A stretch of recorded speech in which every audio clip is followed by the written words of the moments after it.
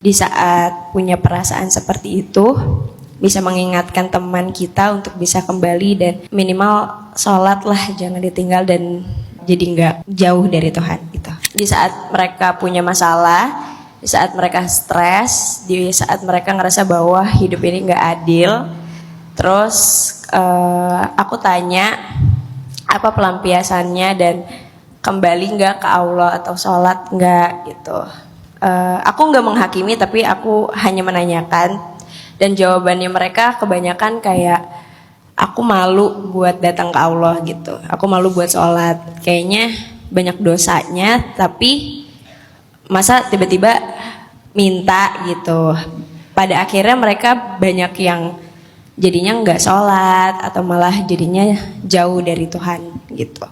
Nah, aku pengen tanya bagaimana caranya untuk di saat punya perasaan seperti itu bisa mengingatkan teman kita untuk bisa kembali dan minimal sholat lah, jangan ditinggal dan minimal jadi nggak jauh dari Tuhan gitu. Allah Subhanahu Wa Taala berfirman di dalam surat Az-Zumar ayat 53 ya. Nanti Mbak siapa? Mbak Umi, tolong dicatat ayatnya di rumah, mungkin bisa dibaca atau di-share ke teman-temannya. Ini jawaban Allah untuk mereka yang ngerasa nggak pantas, mereka yang ngerasa banyak dosa selama ini jauh dari Allah, terus kayak malu mau pulang ke Allah, malu mau minta ke Allah, malu mau memperbaiki diri dan berzikir kepada Allah. Rasanya dirinya nggak pantas banget di hadapan Allah gitu kan. Allah jawab dengan kalimat kayak gini. Ini panggilannya lembut banget. Allah bilang surat Az-Zumar ayat 53, Bismillahirrahmanirrahim. Qul ya ibadiyalladzina asrafu ala anfusihim la taqnatu min rahmatillah. Innallaha yaghfirudz dzunuba jami'a innahu huwal ghafurur rahim.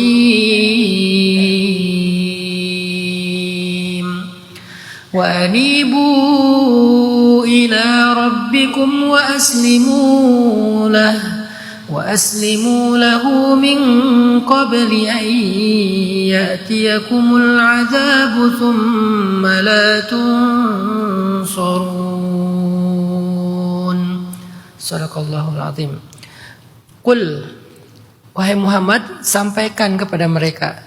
Jadi ini Allah kayak nyuruh kita untuk menyebarkan kalimat dari Allah. Ada surat dari Allah untuk orang-orang yang merasa rendah diri di hadapan Allah. Ada surat dari Allah untuk para pendosa. Dan Allah bilang tolong kasih surat ini kepada mereka. Qul, suratnya apa? Ya ibadi, wahai hamba-hambaku. Allah kalau udah memanggil dengan kalimat hamba, itu artinya sayang. Karena kalau yang panggilan biasa itu manggilnya manusia. Kalau ke orang manggil nama Muhammad. Tapi Allah gak memanggil Muhammad dengan Muhammad, tapi manggilnya abdun. Subhanalladzi asra bi'abdihi. Maha suci Allah yang memperjalankan hambanya. Padahal harusnya bi Muhammadi, tapi malah bi abdihi. Jadi artinya kalau Allah sayang, Allah manggil kita hamba. Kalau biasa Allah manggil kita manusia.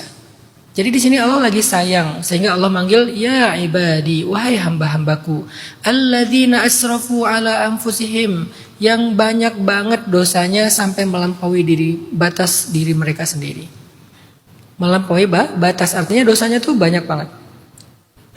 Semua dosa pernah dia lakukan, jauhnya sejauh-jauhnya gitu. Merasa hina banget di hadapan Allah. Allah bilang la taqnatu min rahmatillah. Jangan berputus asa dari kasih sayang Allah.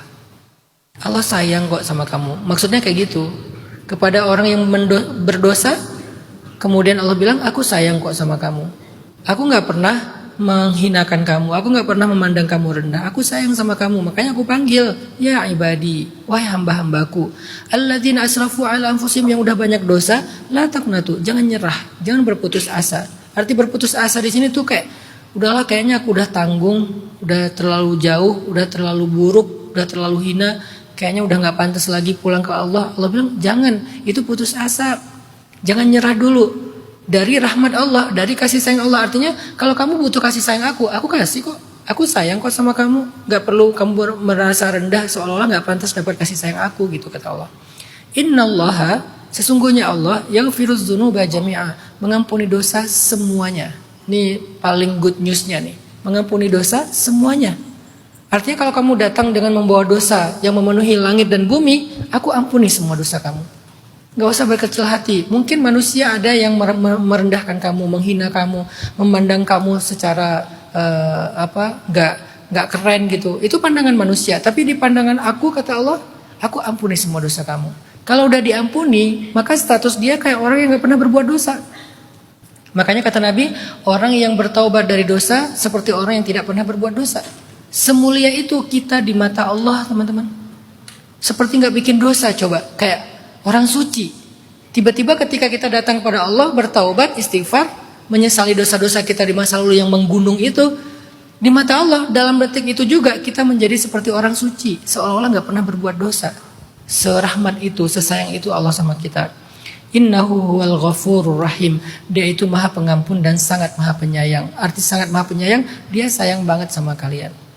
Terus Allah bilang lagi, wa anibu ila rabbikum, pulanglah kepada Tuhan kalian. Disuruh pulang coba. Sehingga Allah menganggap dirinya itu rumah bagi kita, bukan orang asing. Walaupun kita udah ninggalin dia sekian tahun, tapi masih menganggap dirinya sebagai rumah. Wa anibu ila rabbikum, pulanglah kepada Tuhan kalian. Dia nunggu kalian loh. Dia nunggu kalian, kapan kalian pulang? Ya Allah, tapi saya udah sekian puluh tahun gak sholat. Gak apa-apa, pulang aja. Akan Allah sambut dengan kasih sayang dan cinta. Wa aslimu lahu, berserah dirilah kepada dia. Arti berserah diri, ya udahlah, pulang kepada Allah, serahkan diri kalian kepada Allah, biar Allah yang ngurus kalian. Biar Allah yang ngurus kalian. Sebelum datang hari yang kalian gak bisa minta tolong lagi nanti. Apa hari itu? Yaitu kematian atau kiamat. Selama belum terjadi kematian, belum kiamat, belum terbit matahari di barat, pulanglah.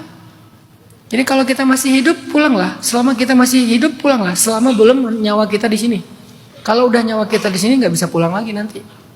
Tapi sebelum nyawa kita ada di tenggorokan, pulanglah. Kapanpun Allah pasti menerima pulangnya setiap hamba.